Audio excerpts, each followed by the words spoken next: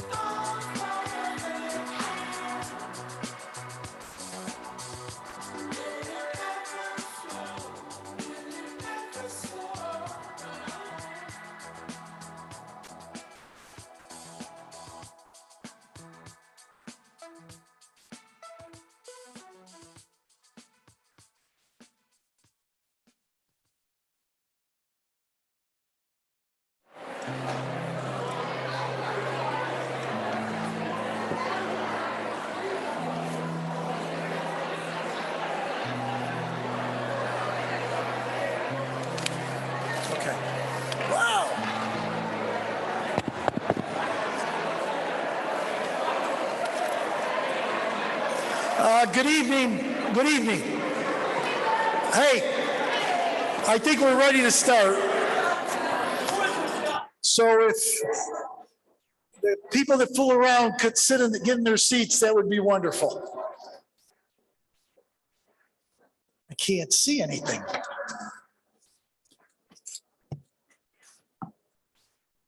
So officially, good evening. I'm Louis Tehan, just got elected as chairman of your board of directors. So I have, thank you, thank you. But I want to officially welcome you to the State Association Annual Conference this year, thankfully live pretty much, as opposed to last year, which we were remote. But I think this is a wonderful crowd, so we're thrilled that you're here.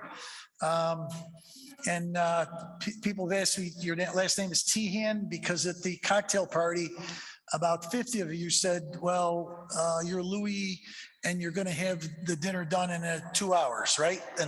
So that's might be my last name as well.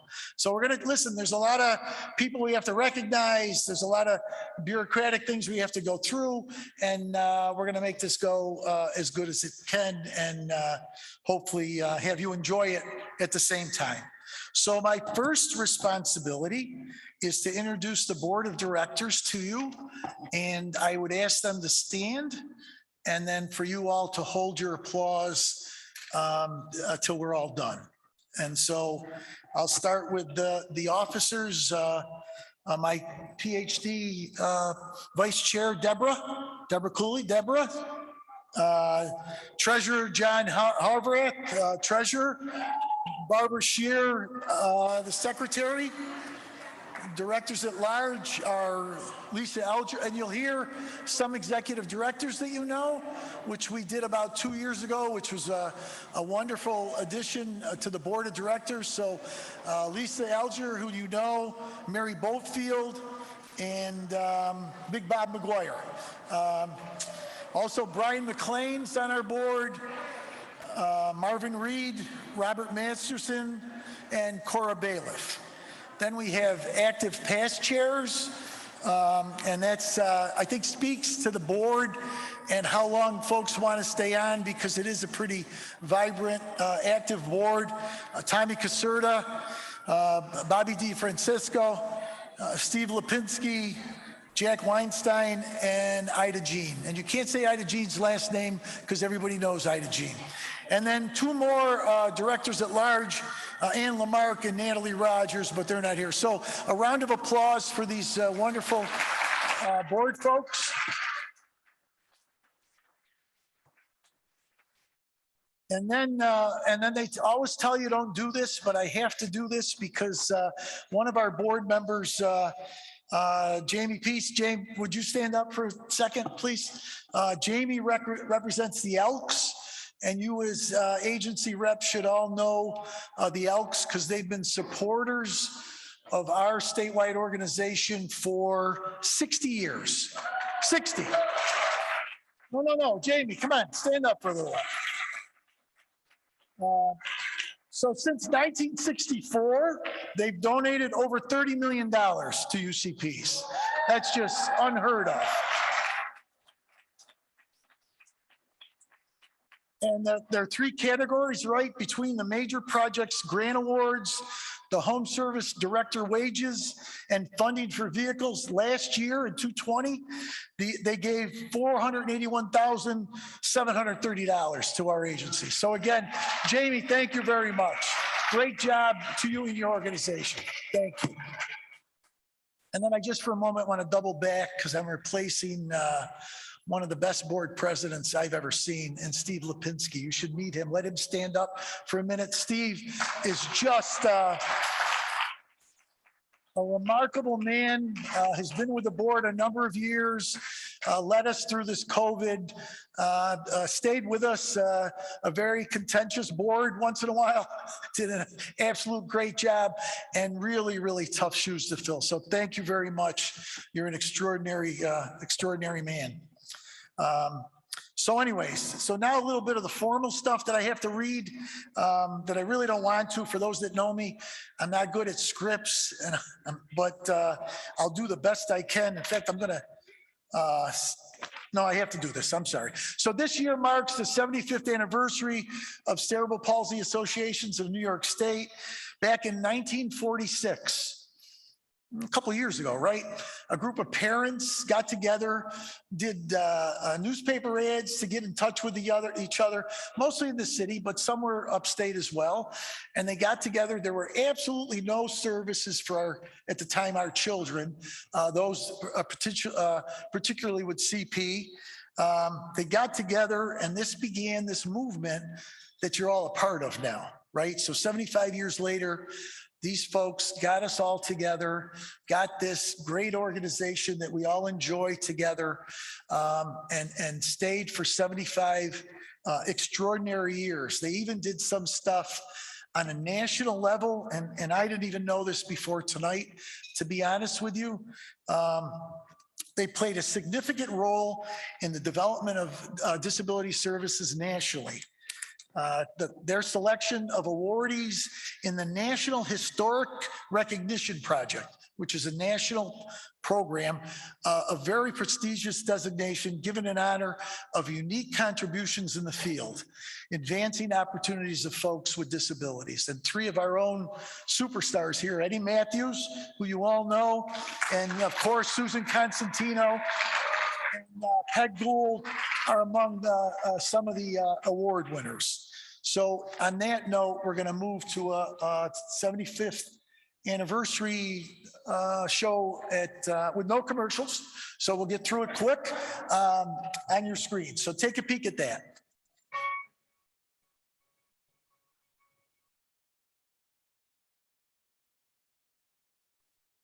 "75 years ago, the world knew little about cerebral palsy or how to treat it. People with CP were cared for by family doctors or private physicians. There was no funding, no services to speak of, and many children were placed in institutions. In 1945, after a small group of concerned parents met at Queens General Hospital, the first program for children with cerebral palsy was held at the Department of Health in Manhattan. Parent groups were forming throughout the state around this time, and in 1946, they came together in Albany to form the Cerebral Palsy Associations of New York State. By the time we entered the 1950s, CP of New York had 24 affiliates. This wasn't just the beginning of services for people with CP. It was the beginning of a powerful movement driven by parents, families, and volunteers. During this time, there was little regulation of services and almost no government funding. In 1964, the New York State Elks Association and CP of New York State established the Home Service Program, designed to benefit children and adults with disabilities and their families. The Elks adopted the Home Service Program as its major project and have continued to fund it for almost 60 years. In 1965, President Lyndon Johnson signed legislation to create Medicare and Medicaid, and by the 1970s, Medicaid funding became available to support people with disabilities. With this funding, the movement was beginning to make significant strides. The decade that followed was one of great change. What we need is a new approach. We have to change the way we care for our mentally retarded. We ask for change, we demand change. What you see here just doesn't have to be this way. CP of New York State, this small coordinating organization with only a handful of employees, became instrumental in the deinstitutionalization process. The historic Willowbrook Decree, signed by then New York Governor Hugh Carey, was the start of a partnership between the federal and state governments and not-for-profit organizations such as CP of New York and our affiliates. The CP family's leadership set into motion a movement that has helped provide opportunities for people with disabilities to reach goals once deemed impossible. In 1978, the Office of Mental Retardation and Developmental Disabilities, now known as the Office for People with Developmental Disabilities, was created due to the need for an independent state agency to implement the Willowbrook Consent Decree. With its creation came more change, and the movement took another step forward. CP of New York State and our affiliates continued to grow over time as government looked more and more to private agencies for community housing opportunities and other programs. With this growth, our world became more complex. And again, CP of New York adjusted our strategies and way of looking at our service system. Affiliates built and expanded clinics and grew their preschool, school age, early intervention, respite, and family support programs. We had done a very good job of building on the movement our founding volunteers began, and we were successful in many respects in staying focused on and fulfilling our mission. The disability movement also faced more oversight and fewer funds. And today, families are concerned that a lack of awareness and a lack of support from state government will cause history to repeat itself. That we're headed back to the beginning, looking for vital resources.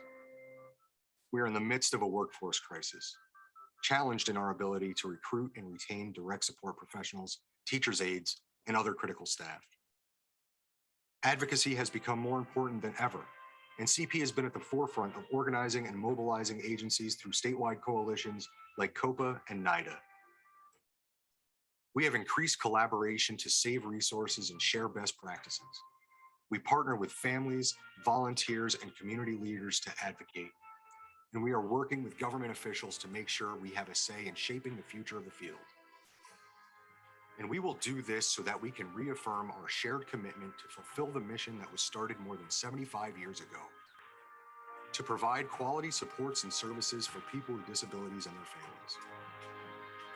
We are the Cerebral Palsy Associations of New York State. We have the wisdom of our rich history, the determination to tackle what's in front of us right here and right now, and the perseverance to move together toward tomorrow.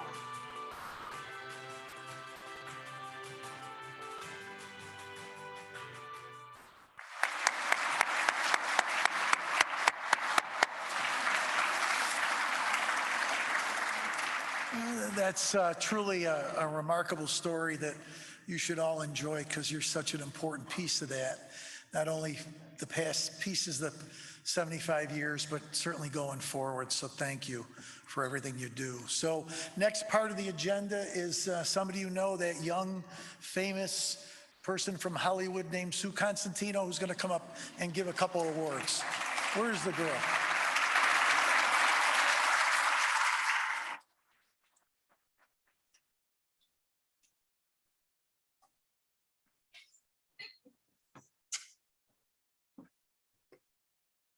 I'm sorry, Steve, but he should have been the board chair a long time ago. He does much better introductions than you do. Oh, see. Well, hello, everyone. As you know, I'm Susan Constantino. And I want to start firstly, I want to say thank you to our affiliate service office that really made that wonderful, wonderful video. I think that when you look at that, right, I mean, it was just beautiful. Bill DeVoe, thank you. And it's one of the things I think, or I hope, that you never forget, that we have a history, and a history that's really long, and a history that we should all be really proud of, because life is different now for people than it was so many years ago, probably, hopefully better than it was 5 years ago, but with COVID, who knows what happened in the middle. But I'm just so delighted to be with you tonight. But we're going to start with something that I need for you to, just for you to feel with me, I guess, a little bit. Dwayne Schuelke, who had spent his whole career in a cerebral palsy association, first in Buffalo and then in New York City, passed away on August 31st, excuse me. It was really a shock to us all. Dwayne had not been ill, and so that makes it even worse for those left behind, but it was a shock. Many of you may remember Dwayne. He certainly was probably at every single conference. Sometimes we didn't see him because he was writing grants up in his room. Sometimes we saw him a lot in the evening, because if you were at the Desmond, he always had a party. But mostly what Dwayne did was he had a feel for what it meant to work for an organization that really cared about people with disabilities. And he set that kind of environment for us. He worked on so many different projects, it's even hard to remember. Someone asked me if I was going to replace Dwayne. And when I thought about it, I thought, well, he was my utility man. It would take 7 people to replace Dwayne because he did all these different things. He was an immensely talented man who loved to have fun. He worked hard and he played really hard. But if he was your friend, which he was your friend for life. And so Dwayne, kind of like, I'm not sure what we're ever going to name after you, but something. If we were still at the Desmond, we'd name your room after you. But whatever it is, we're thinking about it. We need a little time because you surprised us. But mostly, I just wanted you to know tonight that he's in our hearts and he wants us to celebrate because that's what Dwayne would want. So to Dwayne, if I had a drink, I'd drink to him.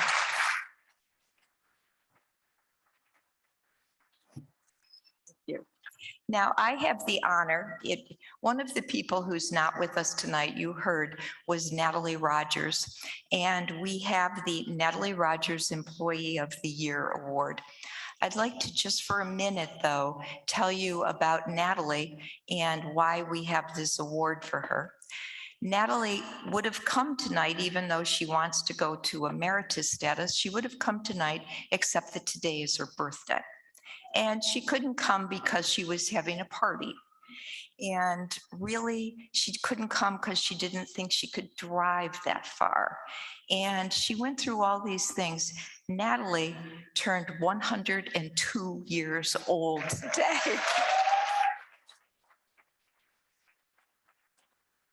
And any award that's named after Natalie, you have to know what it means. It means the heart of who we are. Natalie came on our board in 1952. That's how long she's been with us. And she came on because Natalie was told that, and you might have heard this a couple of years ago when we named the award after her. Natalie was told that as a woman of a little society, that she needed to go and do something. She needed to volunteer. And we talked about in the video how Queens had started a group. So she went to the nursery and saw the children. And they told her that the best thing she could do was to knit booties. Natalie was an engineer and many other things. So she said, okay, maybe tomorrow, but she went out and started an organization instead because why not, you know? And she has been one of our most wonderful, wonderful volunteers. So to win a Natalie Rogers Employee of the Year Award, we really were looking for someone who really put forth our mission, who was an employee that was of the greatest, I don't even know, pizzazz, someone who really exemplified what we were. I could say pizzazz because I'm dying to see what shoes this woman has on tonight. But anyway, let's see if we can first see the video, I think is where we go to the video. Yes. Jackie, we're all here this afternoon to congratulate you on winning the Natalie Rogers Award at the State CP Conference. We know how hard you work here and how much you mean to all of us and the people that we support. And so congratulations, best wishes, we love you. And this is a real honor for us that you're up there getting the award. We are so proud of you, Jackie. Your passion invigorates all of us, and we're very grateful to have you as part of our team. Thank you for all you do and for being the life force behind so much of our creativity and excitement, and your energy is contagious. And thank you for representing that. You're amazing. Watching you over these years is just a tremendous pleasure. Again, congratulations. Jackie was there for me when I needed her. She trusted my judgment, and I trust her. You feel when people care about you, and that's good that she really care about me. She believes in individuals with disabilities can accomplish anything in life. And because of her, I learned to advocate and become self-sufficient. So congratulations, Jackie, on your accomplishment as well.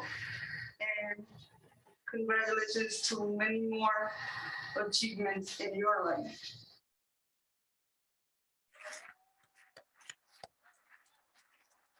Please welcome this year's winner, Jackie Conley from Adapt Community Network.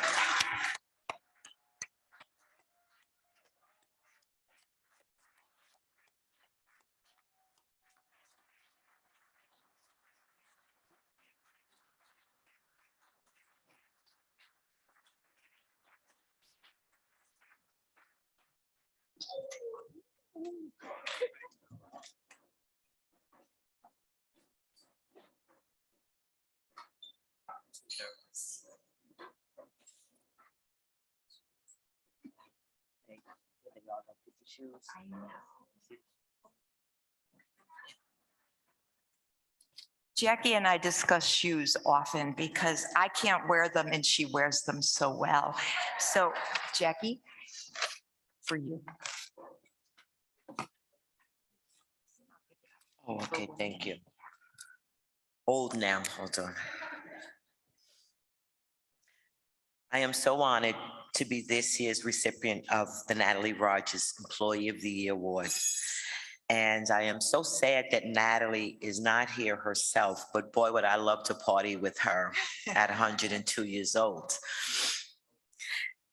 As many of you who may know me know that I am a person of very few words.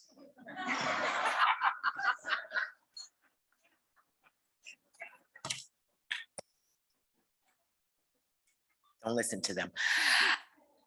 I am proud to be a member of the Adapt Community Network for over 17 years. It's my home. It's my family.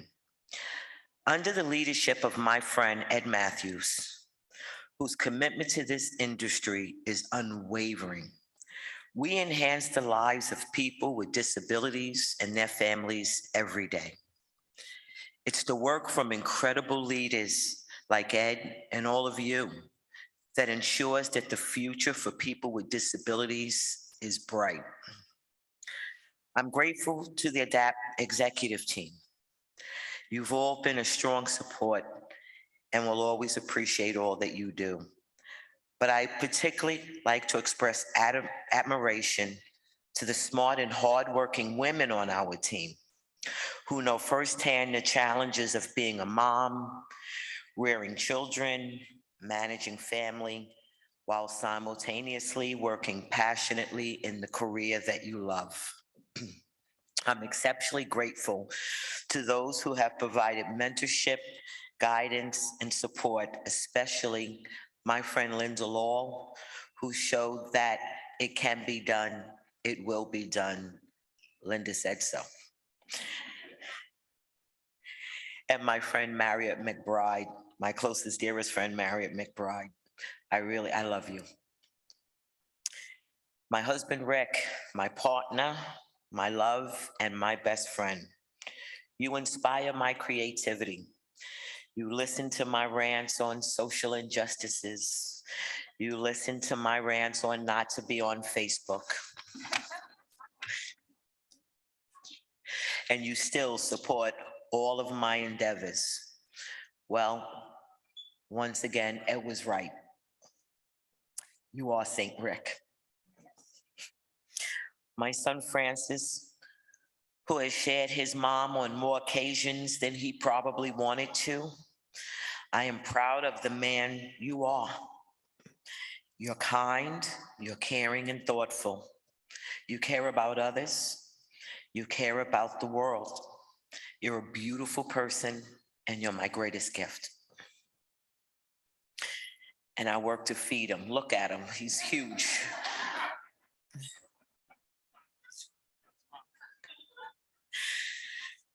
To my friends, the people we support, the meaningful and heartfelt relationships that we share mean everything to me.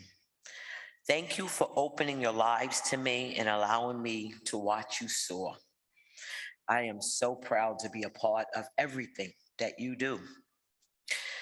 And lastly, I dedicate this award to ADAPT Communities Network direct support professionals who are our employees of the year every day, who left their families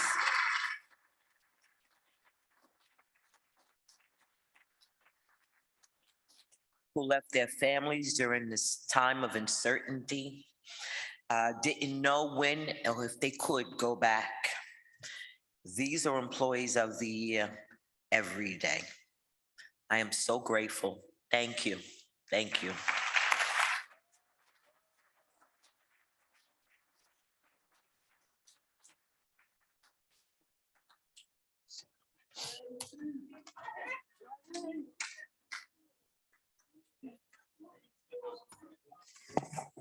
Okay. The next award that we're going to be given is called the Distinguished Service Award. And I asked particularly if I could give this award. We don't give this award every year. It's only given when there's some reason why someone has gone and done above and beyond everything that's needed to be done. As you remember correctly, during COVID, we really didn't know what to do. We had to take a lot of direction from OPWDD, which really did not know what to do. And we had to try to muddle through. We had some CP of New York State who tried to meet daily with our executive directors during the heart of COVID, really looked for support or help when things didn't seem to be right. Bob McGuire from Nassau was this excellent reporter of what his medical director was telling him. His medical director understood what needed to be done from a medical point of view, not from guessing. And he was able to really share that with us. Dr. Michael DeAngelis, he doesn't even understand how far all of his directives to Bob went. Don't bring somebody home who's still positive. Let's find a way to separate people. Let me call the hospital for you. This isn't right. Let's do this. Those are the things that allowed us to feel like we were making some really good decisions. And so what we wanted to do was to express to Dr. DeAngelis today how much we appreciated what he was able to share with us so we could share it with the field so that we could take care of the people we supported in a better way. So Dr. DeAngelis, please come up and accept our Distinguished Service Award.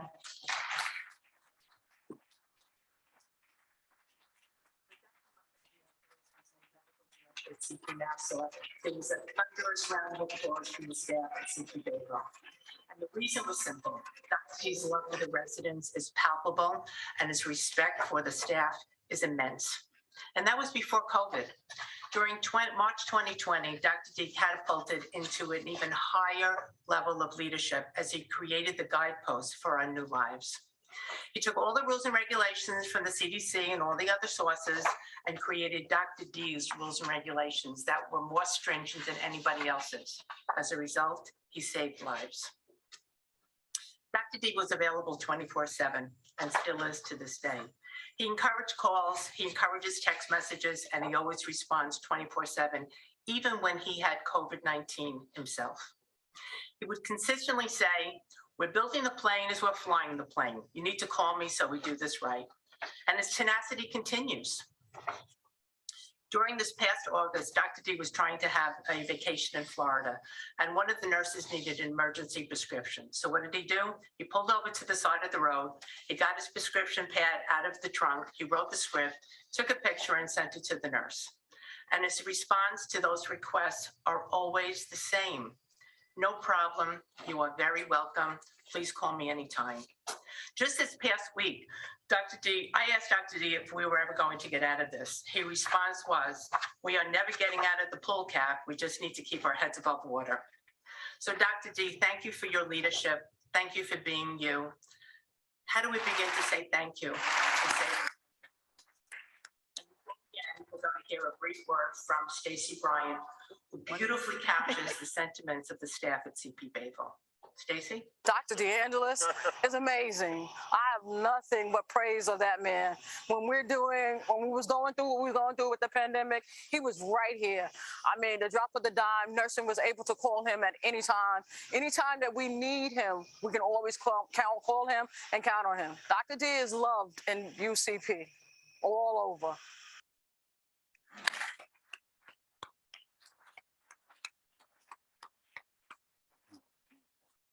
I want to thank you all very, very much. Karen and Bob, I can't thank you. I can't thank CP NASA for everything. You know, working at CP NASA is easy. It's easy because it comes from the heart. I love my guys. You know, we think of disabilities, but you know, to me, it's God's perfection. These guys are just perfect. They're perfect in every way to me. It's my pleasure to be there for them all the time. It's my pleasure to be there for CP NASA and all of CP. I want to thank everybody for, you know, your recognition, and it's beyond words. My Tuesdays when I go to Bayville is probably the best day of my week. Why? Because I get to see my guys every day. They bring me such joy, and you know, they get sick, they get to the hospital, but I get them home. I get them home almost every single time. And COVID, it was difficult. It was difficult, but I had such a great team around me. Everybody supported me in every way. Karen and Bob were there, listened to my suggestions. We worked things out. They respected me and I respected them. I respect CP NASA. I respect all of CP. Thank you so much for this recognition. I really appreciate it. Have a wonderful night.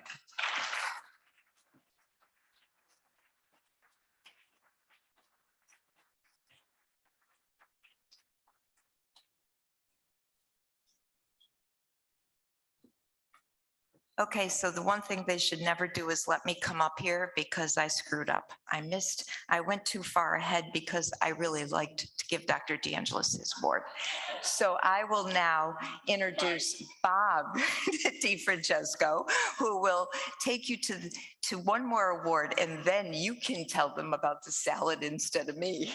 Please. Thank you, Susan.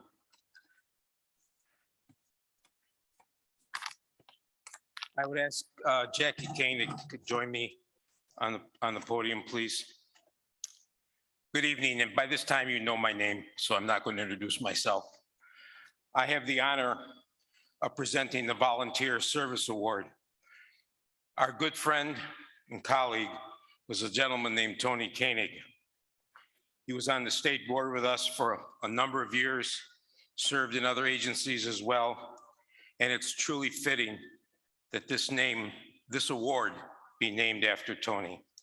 And Tony's wife, Jackie, who's coming up, will help me present the award in just a moment, but let's take a look at the video first. I'm very happy and proud that this year's recipient of the Anthony J. Koenig Volunteer Service Award is Maureen O'Brien, who spends a tremendous amount of her time volunteering and enhancing the lives of individuals with disabilities. Earlier this year, Maureen spearheaded an effort in the Capital Region to ensure that individuals with disabilities living in congregate settings and living in community settings had access to the COVID vaccine. Maureen spent 7 days a week for the better part of 6 months, including Christmas Eve, working with agencies, care coordinators, and advocates to make sure that each person who wanted the vaccine was able to get it. In the early months of this vaccine process, Maureen coordinated these clinics through Albany Medical Center and St. Peter's Health Partners, who together supported the Center for Disability Services with vaccines to be administered in a fully accessible space. Maureen worked with the county health officials to ensure that the community had access, and worked with the center to ensure that the administration roadblocks, such as online registration, were not a barrier to someone with disability getting a vaccine. Maureen's efforts were a primary factor in the vaccine rates for the Capital Region being over 10% higher than the rest of the state, and over 20 agencies and CCOs participated in the center's vaccine clinic. As the process continued to be refined, Maureen was also a consultant to other agencies in other parts of New York State who were trying to replicate the efforts. It is not a stretch to say that thousands of individuals with disabilities have a better life today, are back to programs today, are back to seeing family and friends today, because Maureen O'Brien gave of herself, as she does so often, for the benefit of others. Maureen is a board member at the Center for Disability Services, as well as being a board member of Double H Ranch, a residential camp with a mission to serve children living with threatening illnesses. Maureen also is a trustee at Christian Brothers Academy at Berea College and is very active in food drives to assist those less fortunate in our community. Oh, by the way, Maureen has a full-time job as the president and CEO of the New York State Industries for the Disabled. where she has transformed the preferred source program to new levels and has drastically increased government and community business awareness of the value and dignity associated with employing individuals with disabilities. Maureen, thank you for all you do for the Center for Disability Services and for the disability community as a whole. Your dedication to this most deserving population is an inspiration to us all. Congratulations on being awarded the Anthony J. Koenig Volunteer Service.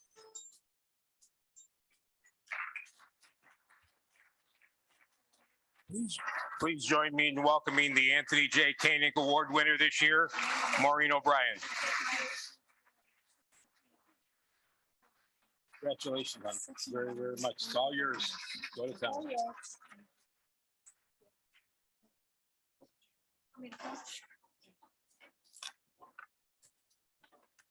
So I too have to put my glasses on. So I want to thank you so much. It's such an honor to be recognized by CP of New York. An organization founded by parents is really close to my heart. My son is an individual with a disability, and he has received services at a CP affiliate, the Center for Disability Services, for over a decade. Receiving the Anthony J. Koenig Volunteer Service Award and being among the previous prestigious winners is humbling. During the height of the pandemic, we got engaged in a number of areas that were not really part of the day-to-day responsibility of NYSED. But because the pandemic took such a disproportionate toll on individuals with disabilities, it was clear as an organization that we couldn't sit on the sidelines. We focused on food insecurity and on vaccination. An individual with a disability is 2 times more likely to suffer food insecurity and 2.2 times more likely to succumb to COVID-19 than the general population. NYSED and I were just one spoke in a big wheel of partners that worked in unison to prioritize individuals with disabilities for vaccination. We were so darn lucky in this region to have Albany Medical Center and the Center for Disability Services. The Albany Med team listened when we explained that traveling to a mass site would not be ideal for our people. They listened when we talked about the appointment and site accessibility and level of care. Albany Med partnered with NYSED to request that the New York State DOH allow vaccine doses to be redistributed to the Center for Disability Services, and that clinics be held there where our folks were most comfortable. I'd like to recognize Greg Sorrentino, President and CEO of the Center for Disability Services. Greg opened his clinic and his staff to the entire region to meet our needs and created a national model that was visited by the CDC in April.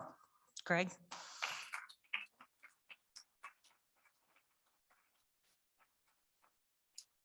So what happens when the largest hospital and the largest disability service provider in a region partner? Individuals with disabilities win, and long-held barriers to healthcare fall by the wayside. The vaccination rate in the 8 counties of the Capital Region for those who live in group homes is 91%.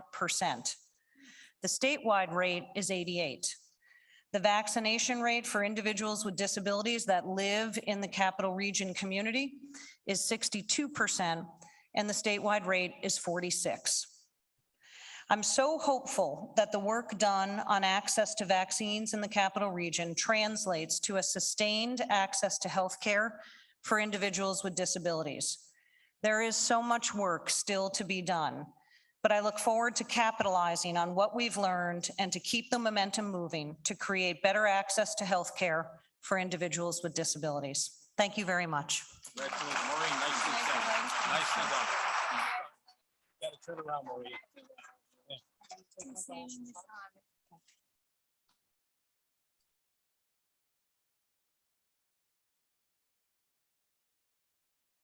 Good to go. Congratulations. And once again, way to go. That was nice. Very nice.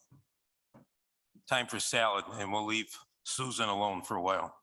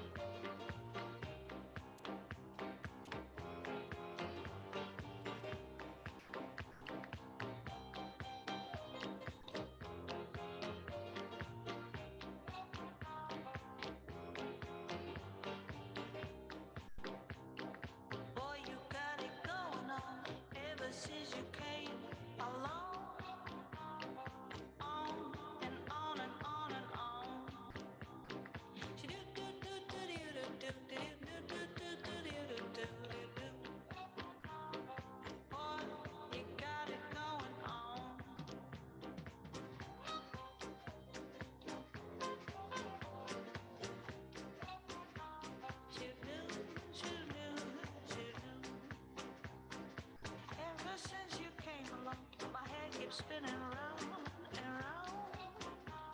My head keeps spinning round and round and round.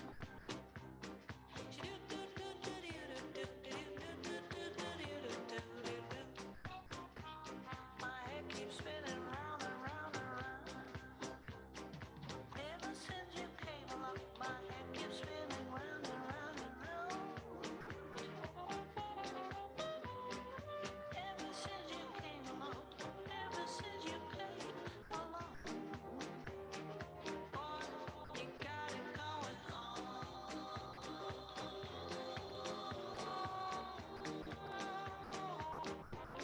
You got it going on.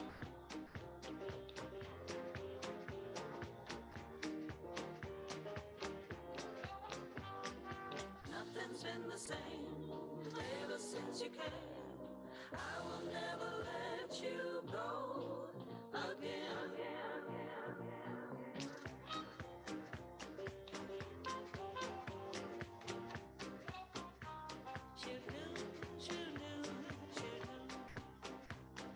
Flowers in my kitchen sink. Boy, you got it going on and on and on and on.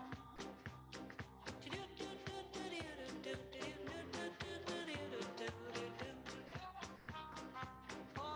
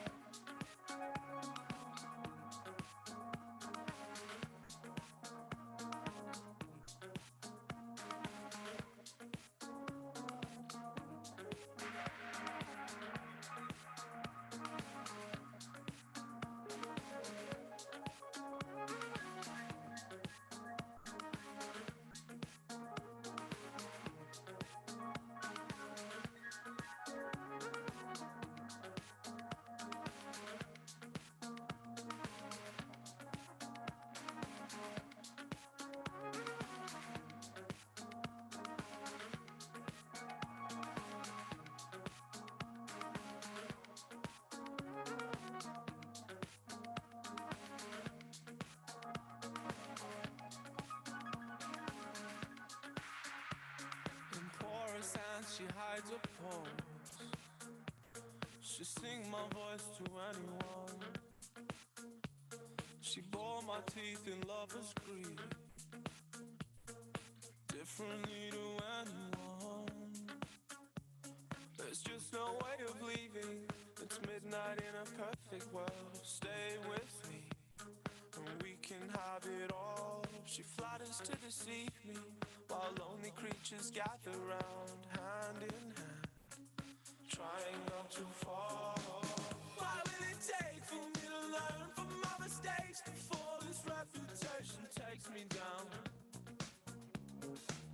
When will I learn to go home to my fears before this reputation takes me down? I'm in love on my own. I'm in love on my own. I'm in love on my own. I'm in love on my own.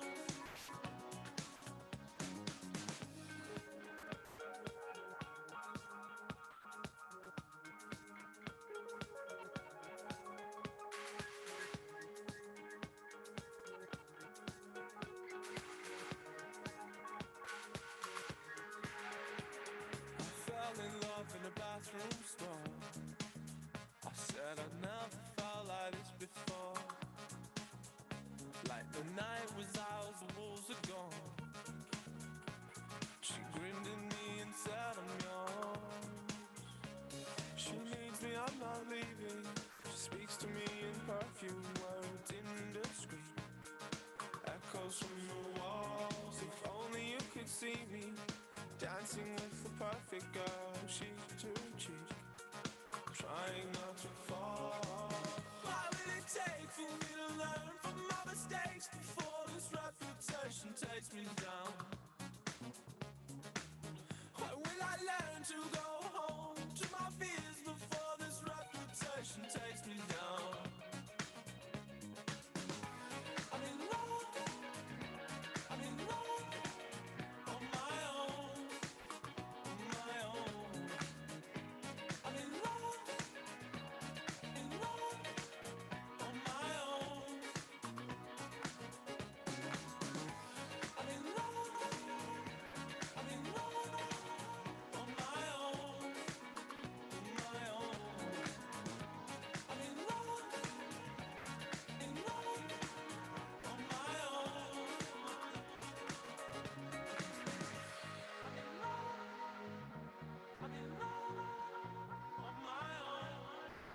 I'm in love on my own. I'm in love on my own.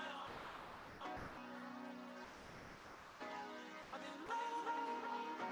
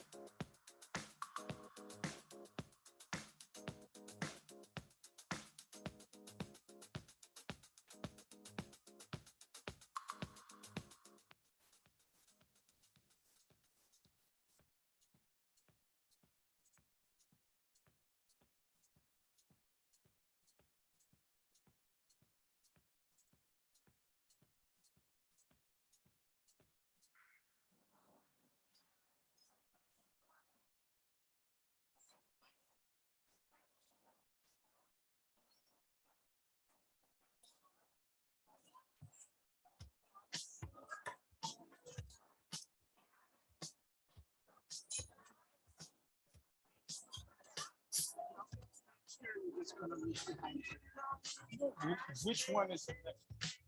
I've been running on with the backward face way. Ooh, think I've got it for you. Ooh, make it happen. I've been walking sideways, dragging my heels way, waiting for gravity to catch up with me. Ooh, think I've got it for you. Ooh, make it happen. Ladies and gentlemen, may I have your attention, please? Ladies and gentlemen.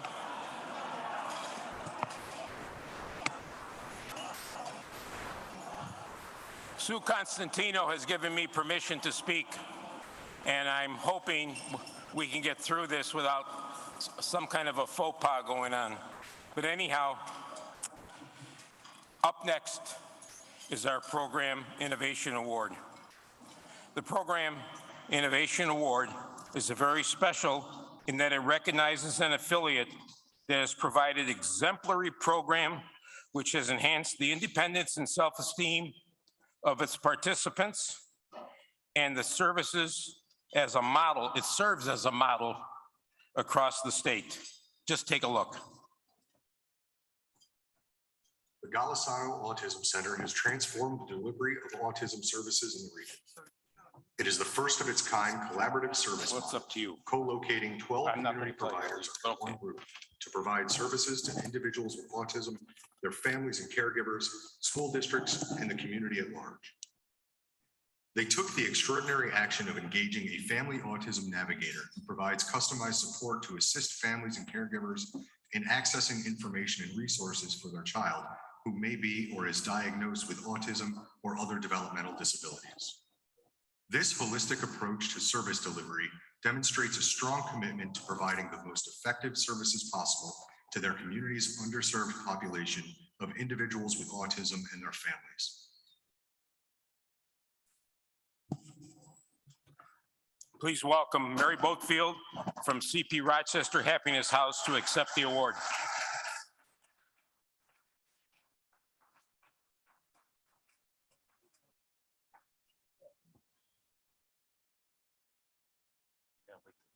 Oh. Thank you. Be short and sweet. So thank you. As the board chair of the Golisano Autism Center for the past 4 years, and on behalf of the board, I want to thank you for selecting us. In 2019, after probably 2 or 3 years of planning and fundraising, we opened our doors only to face COVID in March of 2020, but we have survived, thrived. We have served more than 1,000 individuals from ages 2 through adulthood over the past 2 years. And I want to thank Tom Golisano, the Golisano Foundation, a number of my staff here today that put their blood, sweat, and tears in making this vision a reality. So thank you.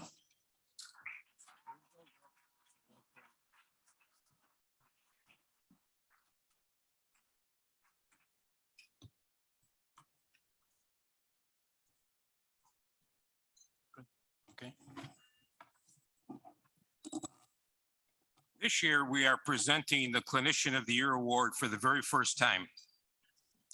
And we have named it in honor of one of our former board members and good friend, an outstanding clinician, Dr. Joseph Dutkowski.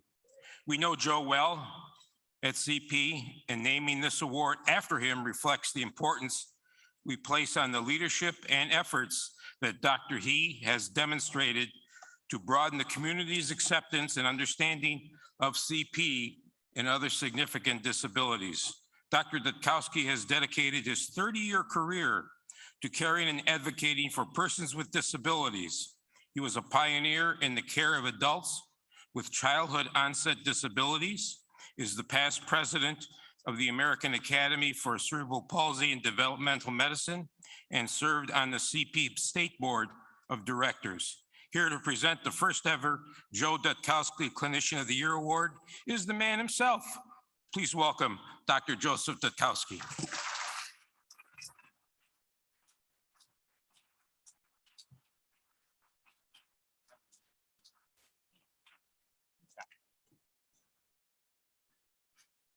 Thank you, Bob. As you can imagine, when I received the call from Michael Varro that they were going to give this award, I was honored beyond belief. And then I was shocked because, as you know, there are no superstars in this business. There's just a group of individuals who go to work every day and come together as a team to make the lives better for their fellow men and women and to ensure that their lives are treated with dignity and respect. But we all know that there are members of this team who elevate all of us, who drive us up, who lift us up with their energy, with their expertise, with their unselfishness, their kindness, and they make us all better. And so this year, the board of directors decided to come up with a Clinician of the Year Award, recognizing an individual for their advocacy for health equity, commitment for improving the diagnosis and treatment of, development of innovative and appropriate protocols for and improving the general clinician community's knowledge and understanding of effective treatments for people with intellectual and developmental disabilities. Please draw your attention to the screens to see this year's recipient from Upstate Cerebral Palsy, Dr. Eric Jacobson. Palsy. Dr. Eric Jacobson's leadership has had an impact across all of our agency programs. He has been instrumental in leading the Upstate Cerebral Palsy's effort to implement ABA practices throughout the agency's OPWDD and SED programs. We are more focused than ever on enhancing the quality of life for people with disabilities with an increased focus on functional independence for all. He has inspired a culture shift that is now built on creating meaningful relationships with not only people with intellectual and developmental disabilities, but also for staff. He encourages staff to become independent thinkers and is never satisfied with the status quo. Dr. Jacobson has attracted exceptional talent from around the globe that would work differently with students with complex, challenging behaviors to what Dr. Jacobson now refers to as the freaking vision. The freaking vision is focused on creating an environment for the people we support and staff that is happy, relaxed, and engaged, or HRE. The model moves away from a typical directive, caretaking experience that often creates power struggles towards an environment where individuals are invited to participate, where demands are limited to essentials, and where staff follow the individual's lead with positive regard and empathy to build relationships. He works every day to realize his dreams of creating a culture where individuals with challenging behavior and IDD are taught functional skills that will help them achieve their greatest level of independence. Thank you, Dr. Jacobson, for your tireless efforts to make us all better at what we do. Please join me in recognizing Dr. Eric Jacobson.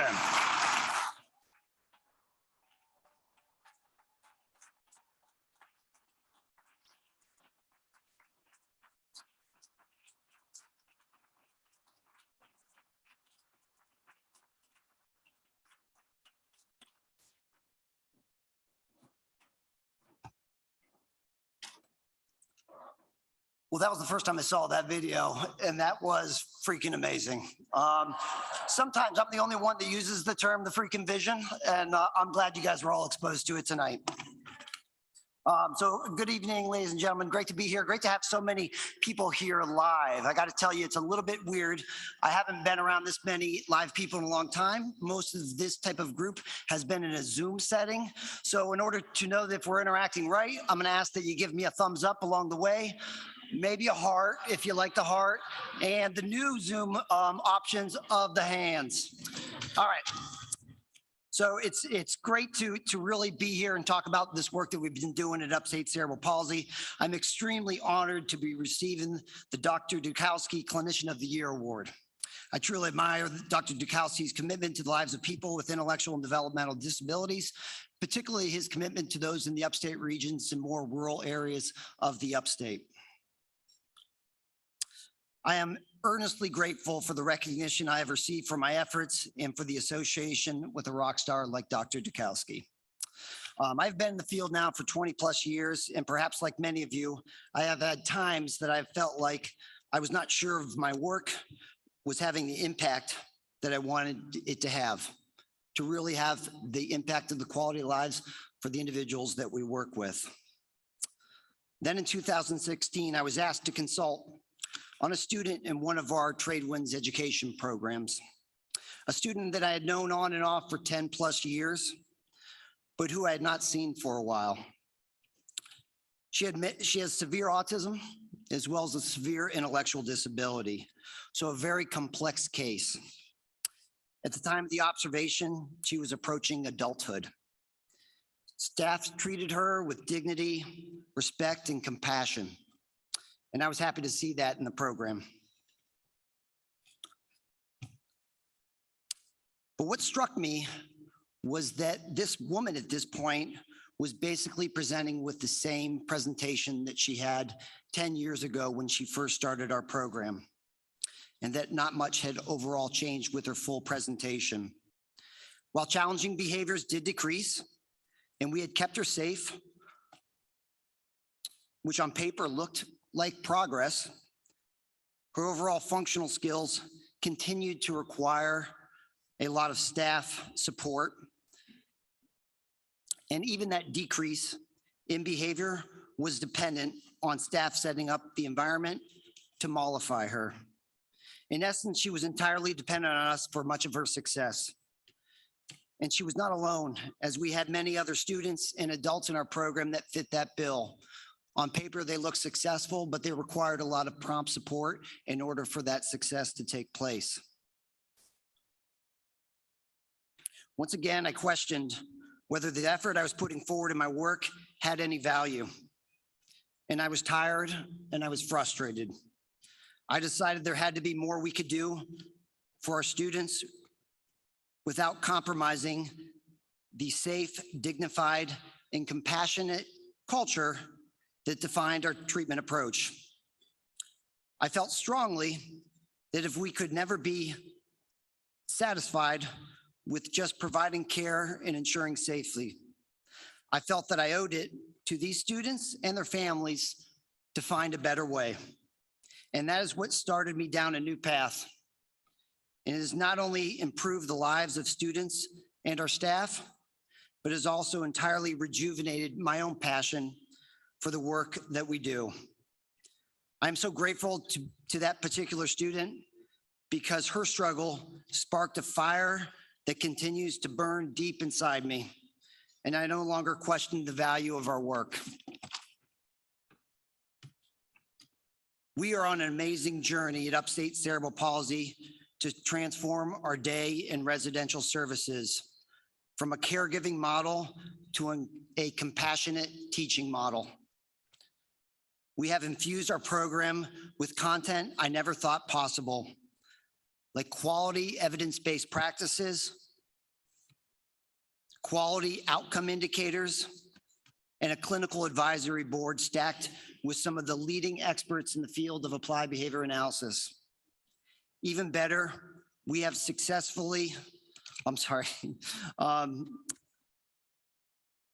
we have changed our staffing model to include board certified behavior analysts. These are positions that weren't easily available in our region. Even better, we have successfully recruited them throughout the country to come to Central New York and be key players in helping us lead to redefine the work that we do.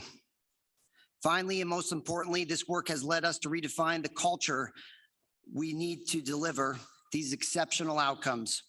We call this culture happy, relaxed, and engaged, or HRE. We believe that there is no better time in history in this field to create a culture that is founded in happy, relaxed, and engaged. It is that is going to get us through this tough time. I'd like to thank my colleagues who have been rocking this amazing journey with me for the past few years. This award would not be possible without the generous support of Lou Tehan, Gino DeCondo, the Upstate Cerebral Palsy Board of Directors, Kathy Klosner, Jeremy Earl, Dana Guernsey, my awesome clinical department, especially my senior leadership, Mara, John, Stephanie, Scott, Kelly Bree, Tabby, and Sean. You guys are amazing. Patty Carey, Lenny Giordino, Paul Stern, and our clinical advisory board, particularly Dr. Greg Hanley. I'm grateful for my amazing wife, Dr. Jean Jacobson, for her constant sage advice, her listening skills / toleration skills, and for her constant inspiration. Finally, I'd like to thank the Cerebral Palsy Association for this amazing conference, to be in front of you today. I'm psyched about the next 2 days of all this energy that's coming out of this room. It's going to be an amazing time. Thank you for the work that you provide throughout the state. One last thing, keep an eye on Upstate Cerebral Palsy. The best is yet to come.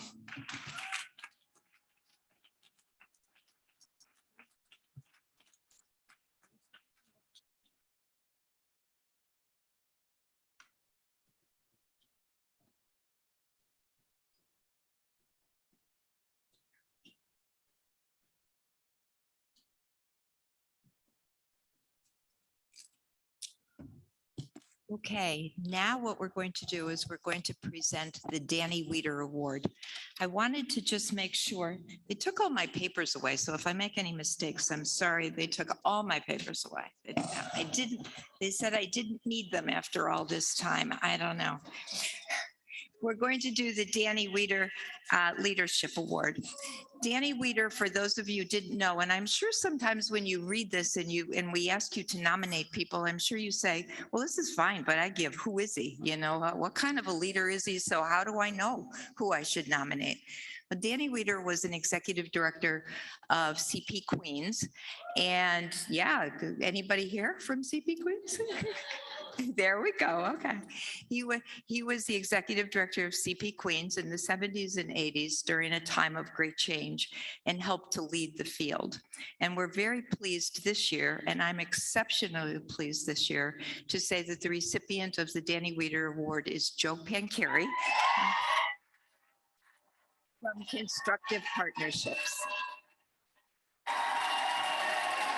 Now, if we could see the video.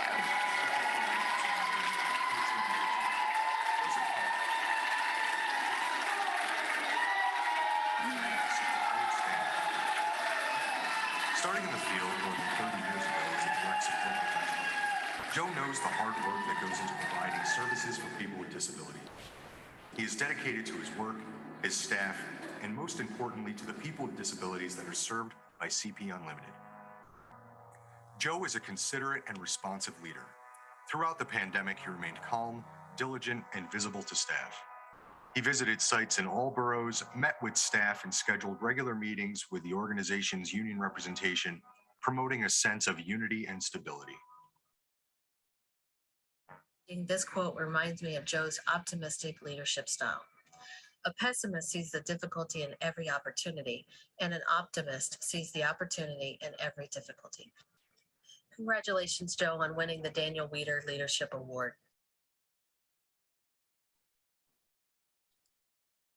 Okay. Well, there you go. You got to see a picture of Joe without a tie and suit on. How about that?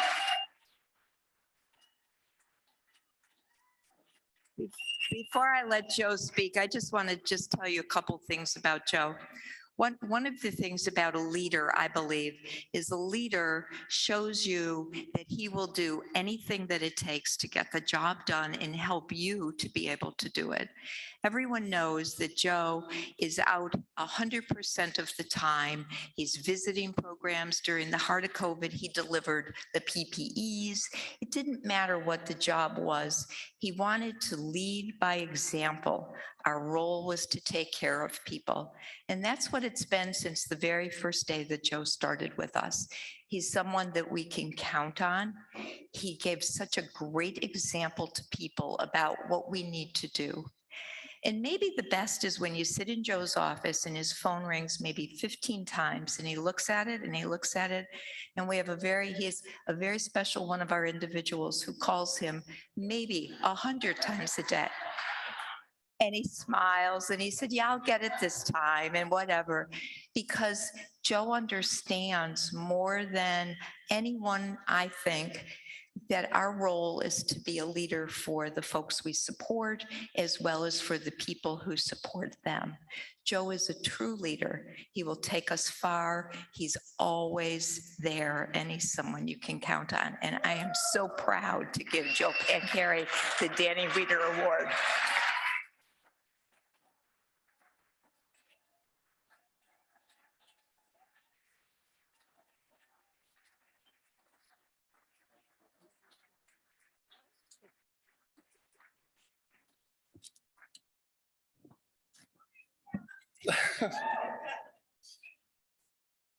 Congratulations to all those receiving awards today, and thank you for the selection committee for this honor. I want to thank Susan and Tom and Mike for your never-ending support and guidance. I've been here almost 14 years now, and I can always count on all three of them. If I could, in my career, if I could accomplish half of what those three individuals have accomplished, I would consider myself established. I'm honored to work side by side with a wonderful team of dedicated people, and I'm truly grateful for our DSP's heroes, especially over the past year. I want to especially thank Maureen and Dawn and Heather for making this nomination possible.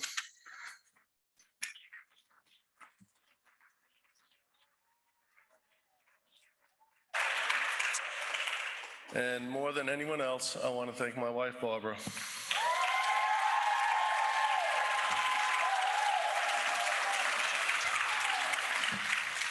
Together, we are approaching 28 years together. And then in that time, I've missed more family events and left early in the morning before anyone was up, and been home very much later before anybody was around. And Barbara keeps our family together, and I love her very much. It's truly because of her that we have three beautiful children, Joseph, Stefan, and Mia, all of who are in college right now. Yes, three children in college at once. But they've grown to be such responsible and good young adults. And we have a saying before we became CP Unlimited, when we were CP with the state, that we make it possible. And it's truly a saying here today that holds true, that this is our award. We all earned it. Everything we achieve together. So thank you.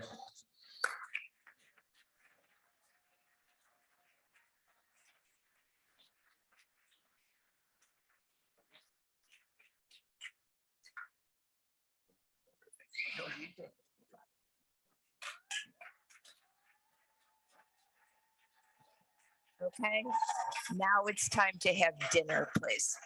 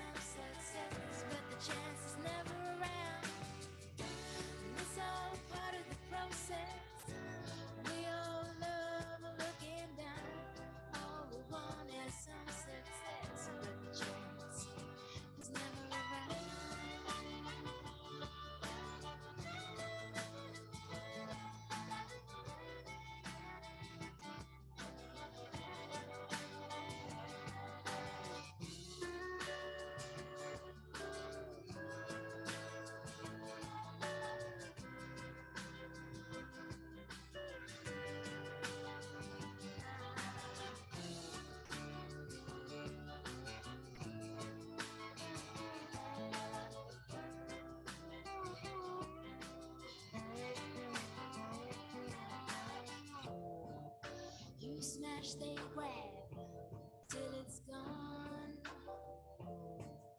Attempt to grow and fix undone. And I am the way sought to scale. We're all companions on which we sail. It's all part of the process. We all love looking down. All we want is some success, but the chance is never around. And it's all part of the process. We all love looking down. All we want is some success, but the chance is never around. And it's all part of the process. We all love looking down. All we want is some success, but the chance is never around. And it's all part of the process. We all love looking down. All we want is some success, some chance.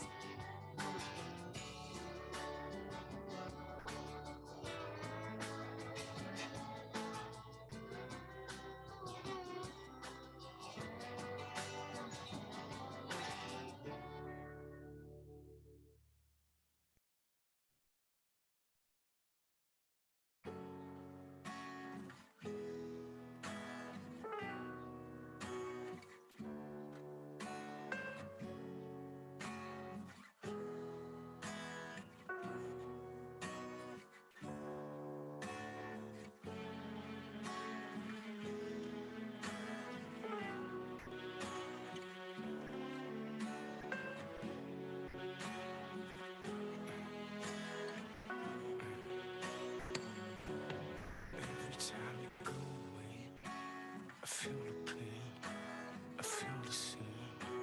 It's night and rain, I hear your name, I fall apart. Is this the end? Why do we start? Is this the only way? You go away, be my friend, come back again, come back again. Every time she goes away, I feel the pain, I feel the same. It's night and rain, every time I hear her name, I fall apart. Is this the end? Why do we start? Is this the only way? Go away, be my friend, come back again. Is this the only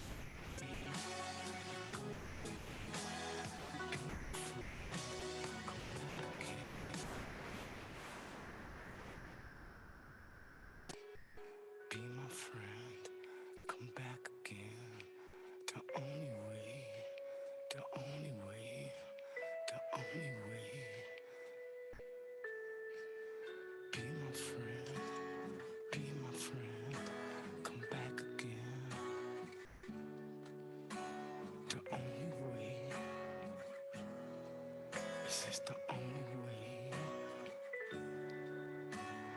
Be my friend, be my friend. Come back again.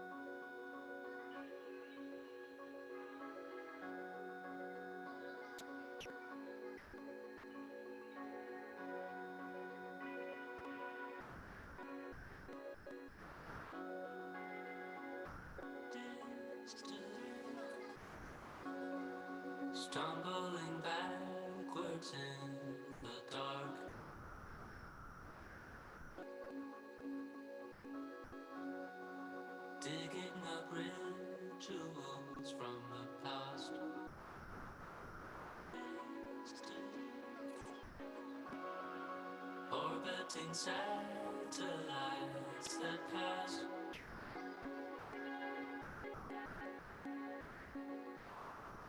Sending us signals into the night.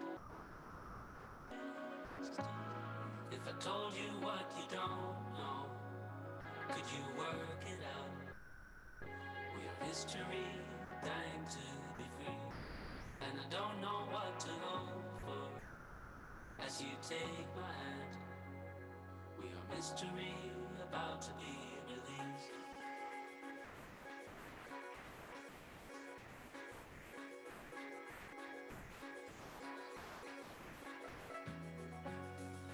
Under aurora, we bow.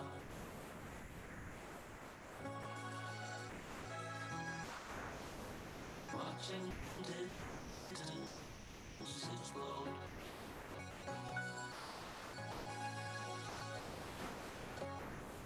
Faraway things exposed.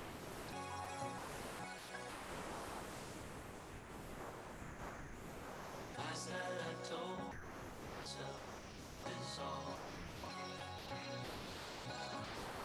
I told you what you don't know. Could you work it out? We are history, I do me.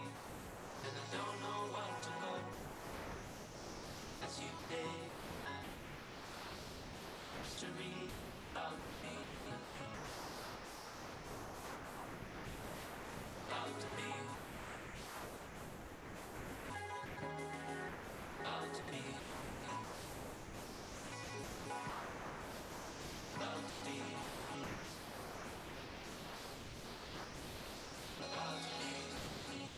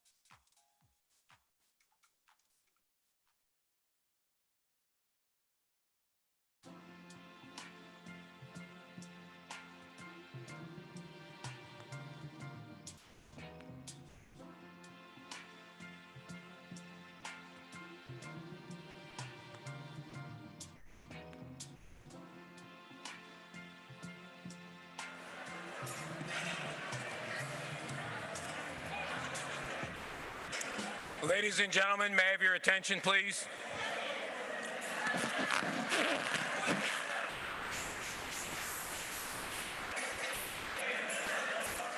Ladies and gentlemen,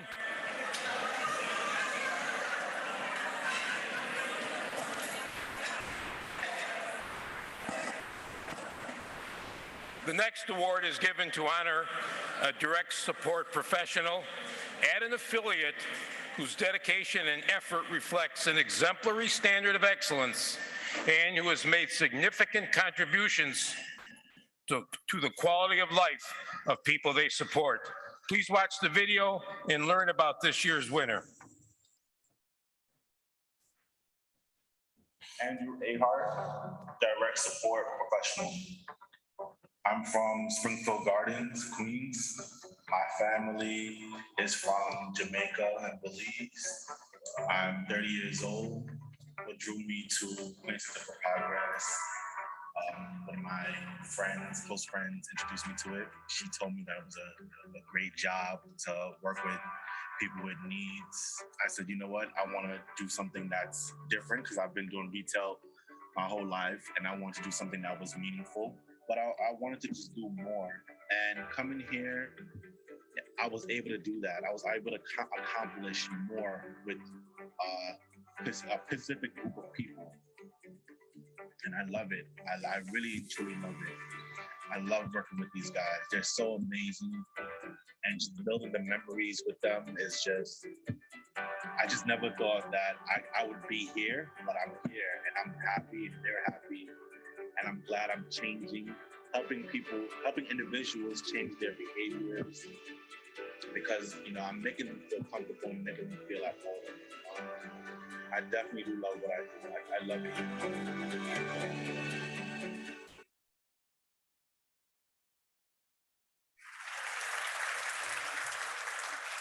Andrew could not be with us tonight, so I ask you to welcome Ed Weiss from the Queens Center for Progress. Ed.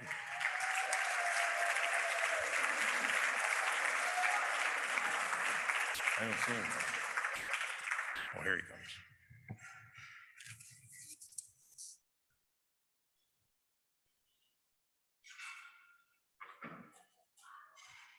Congratulations for him.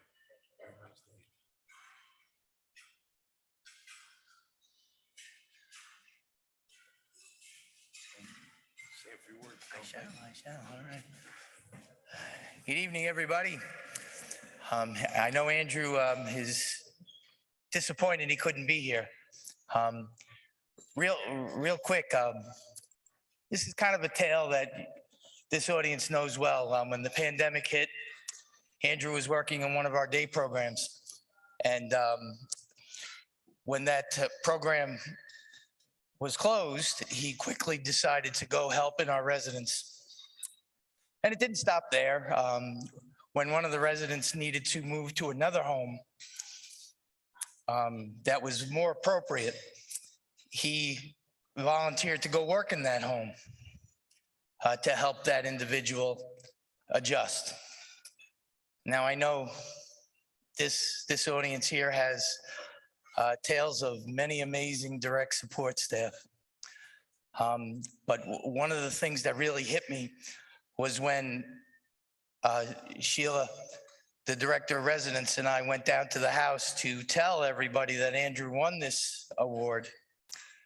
The wonderful staff, I mean, because obviously whenever we sit down and we try to choose somebody for an award, there are so many staff that we think of. And when we told the people in the house that Andrew won this award, those staff, those legends all were so happy. They all agreed that we had the right guy. Andrew, I don't know if you're listening on Zoom right now, but I'm sure you've heard all the wonderful people that won awards tonight, and you certainly fit right in there with them. So thank you for Andrew. QCP is very proud of him.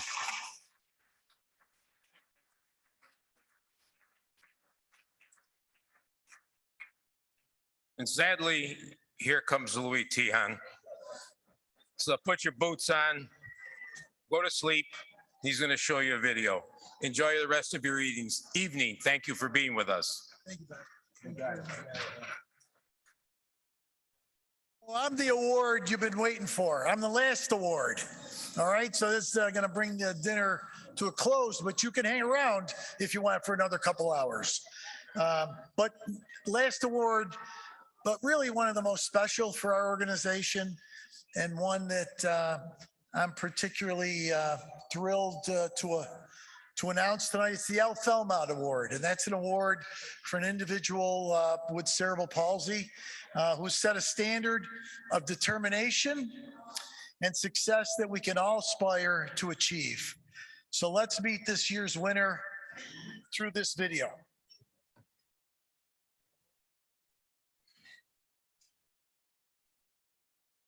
I worked with Emily from when she was a baby and through her preschool years. I know that Emily works now at Finger Lakes Independence Center as a peer counselor. And so she has contributed to other individuals that are in the wider community beyond Racker. This is such a great honor for Emily, and she so deserves to be recognized for being the kind of person that she has been and for all the things that she's done to help Racker. Other individuals who she works with, and also students in the community at Ithaca College or other people in the community who really need someone to help guide them so they can live their best life. At Racker, we have this slogan that says, we envision a world where all people know they belong. And I think Emily really demonstrates that she believes in that vision for Racker. Emily has spoken with students in my class several times, and I heard a great deal from students saying how much they admired her and really aspired to be someone who makes a difference like she does. We all should have such praise from students and all be seen that way. And congratulations, Emily. It's really a pleasure to work with you, and I am so grateful for the contribution that you've made to Racker and the things you've helped me to learn as a board member during my time. This is really such a well-deserved award. Congratulations, Emily. I have been most fortunate to have worked with Emily Pepperman for the past 6 years. She and I both served as board members for Racker. In addition, Emily works as a peer counselor for the Finger Lakes Independence Center and extends her talents and knowledge there to others in the community, being incredibly generous with her knowledge and understanding. Early in our acquaintance, I became completely aware of the profound intellect and talents that Emily possesses. In addition, also her magnanimous nature and willingness to share those gifts with her community. I am amazed by her fortitude, her bravery, and her good spirit. Emily is an outstanding citizen, and I am grateful to call her my friend. Emily's been involved with Racker her whole life through early intervention, preschool, and therapies. For the past 13 years, Emily has worked in the disability field, bringing her message that people with disabilities are individuals with abilities. As a Racker board member, Emily has demonstrated the finest board member and board president attributes. I could not ask for a better board member, board president, and partner to move Racker's mission forward. Emily's Racker board work and her work in the disability field over the past 13 years has helped create a world where all people know they belong. And she is very deserving of the Al Felmont Achievement Award. Congratulations, Emily, and thank you. Please welcome this year's recipient of the Al Felmont Award, Emily Pepperman.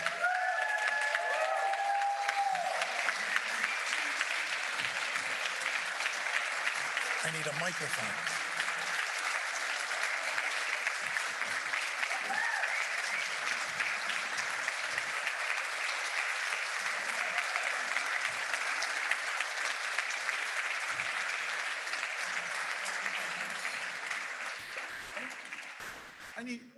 I need a microphone that works.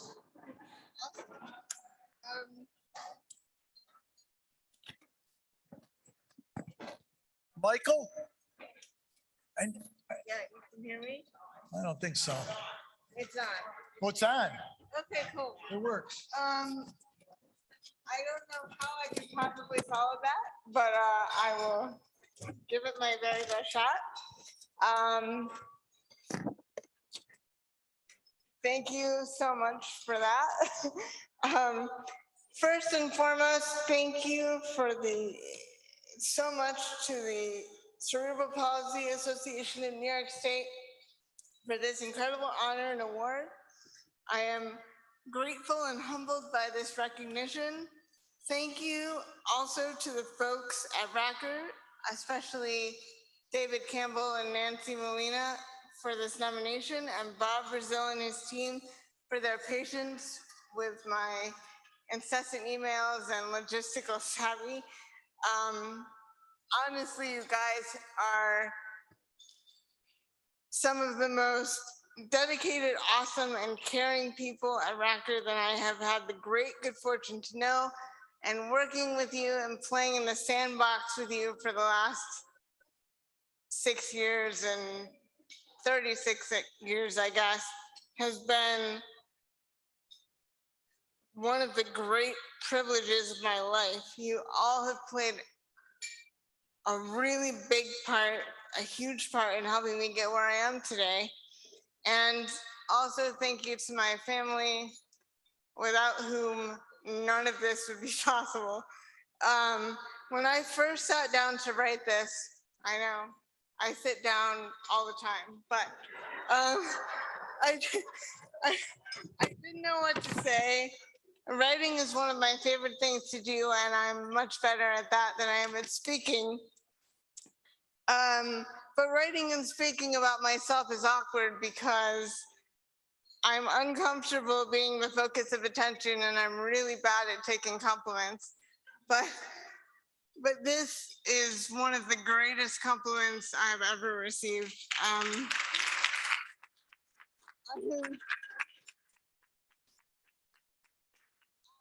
I prefer to work behind the scenes to make things better. I'm told I received this award because my words and actions and role in the community inspires people.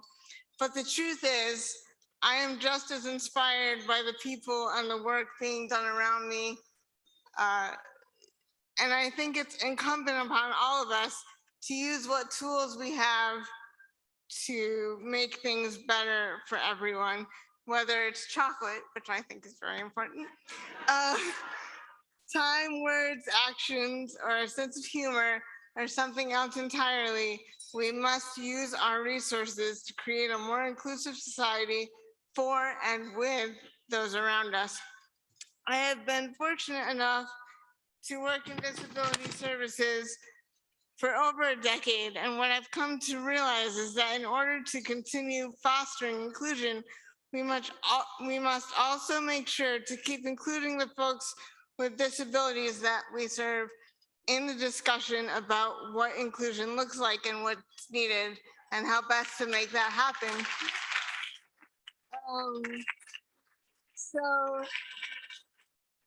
So collaborative dialogues between folks with disabilities and disability service providers and the legislators need to keep happening.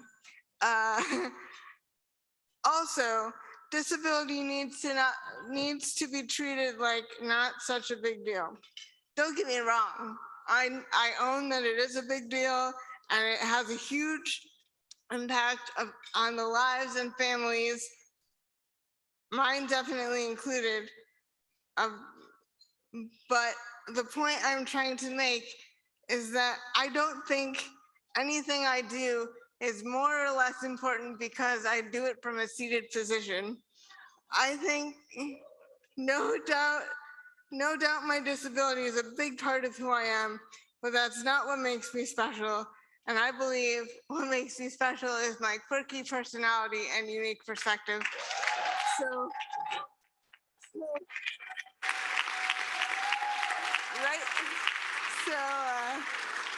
right here, right now, let's continue talking and working together to make things better for everyone. Thank you so much. Well, I got this very heavy thing for you. You want me to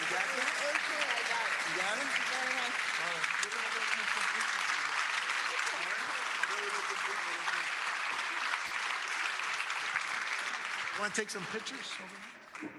Where am I looking?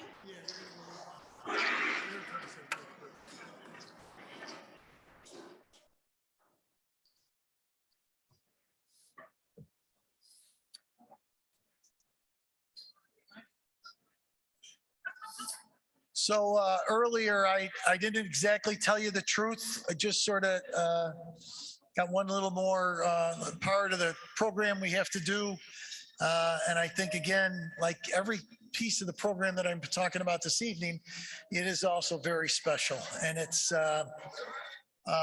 recognition. I just want to take a few minutes of recognition of one of our most incredible people that, as you know, will be leaving the field in early January, Susan Constantino, and begins the end of an era, not only in the cerebral palsy, but in terms of the whole disability field throughout the country.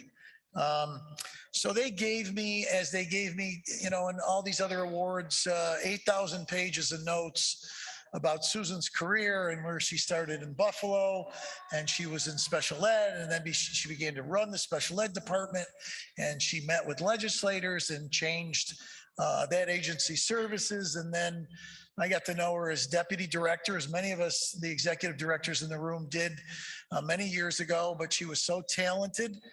She was only a deputy director for a year. And then right after that was a unanimous choice to be the executive director of our agency. And no better decision, I think, than any of us ever made was to select Susan. So all the, you know, all the adjectives and all the nice things you want to say about Susan, I can't imagine anybody in this room hasn't been impacted by her personally, or at least by the consumers you serve. Just an extraordinary person that has lights up the room when she walks into it. And I think the best description of all these words they gave me is, at least from where I sit, she literally is the soul of this organization. She is what we center on. She makes us a family. She makes us responsible for each other willingly. And in a competitive field that we're all in, it's just a natural element of her personality and talent that many of us have been so privileged to work alongside for so many years. She just is one of those very rare, exceptional people. And so she has a lot of friends, as they say, right? And one of them tonight wants to do a message on Zoom for us that you'll take a minute or two. Okay. Hi, Natalie Rogers here. I am talking about Susan. Susan, dear Susan, both brilliant and funny. She never stops fishing and scrounging for money. She knows every program that each of us service. Most are terrific, but some make her nervous. She talks of retiring. What the hell is she thinking? Instead of retiring, just take up more drinking. Determined on leaving, while we all adore her, I tell her, no way until I leave before her. Hey, Susan, well, drink to that. Here's to you, and everybody raise a glass for Susan. We love her.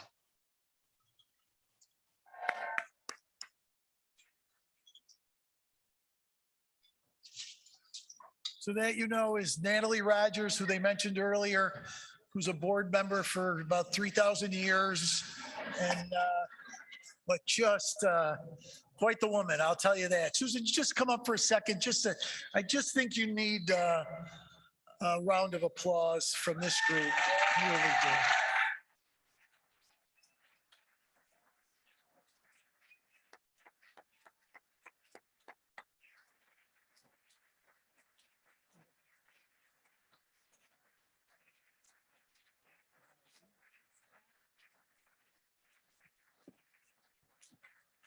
Natalie, unbelievable. Thank you.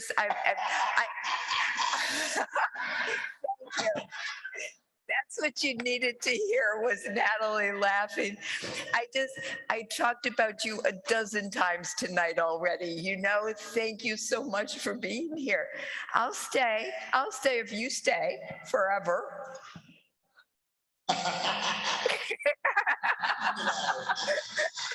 There she is. Thank you. Okay, it works. One of.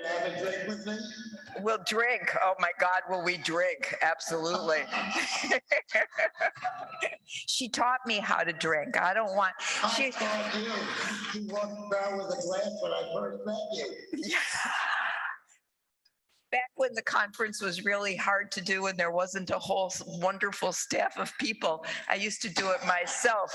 And I'd start to drink at like 9 o'clock in the morning so that I could get through it all. It's really funny. The one thing that Louis said, and I hope, and I am going to retire at the end of January, although you'll still see me around, of course. But one thing I hope that everybody really feels, because I feel it whenever we're together, and it's the reason why we stay together, is because we're a family. And we can't lose what was started 75 years ago. They started because of that. And even though we've come so far, we've really come not so far. There's more to do. There's more to be. There's more that we need to do so that the world can accept us just as what we just heard, that people are just people and we're all working together. And this family is different. At one point I was going to say something today that I forgot, but we are, for 24 affiliates, we are a huge economic engine, and we represent $1 billion of services that we do every year for people with disabilities, 24 of us. And if you think about that, we should be able to accomplish everything. And the reason why we're where we are is because we did it as a family. And that's what we need to do. We need to stay together. And we need to really go on so that people like Natalie and me can retire, right, Natalie? If they're all doing what they're supposed to do. Maybe, yes. Maybe, but not. If I could tell you just a brief 1 second, Natalie's story. We have board meetings all the time. The only person who ever got a work phone call at the board meeting was Natalie. I mean, no matter when, she always had to talk to work. So I don't know. The woman has never stopped working. Anyway, I don't know. I'll be back here again, but not like this, I guess. Mike said I could come once in a while if I was okay.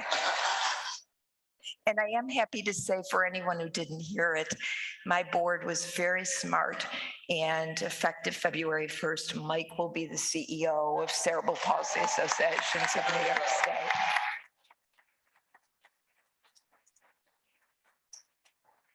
And so all of this will go on. I know, well, he's here to do it, but I want you all to know that this is my heart. When I was in college, and I had to do a practicum with people with physical disabilities, kids with physical disabilities, I said to myself, in my whole life, I'll never do that. I don't know what to do, and I'll never do that.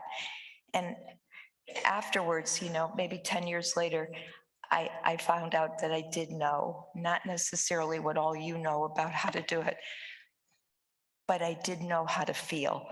And so this is our world, and stay with it. You're all great. And thank you.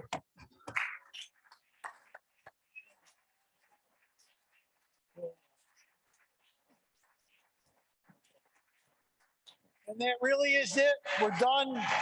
Susan Constantino. Great way to end the evening. We'll see you all tomorrow. We have a great event tomorrow and another exciting dinner. So thank you very much and good night.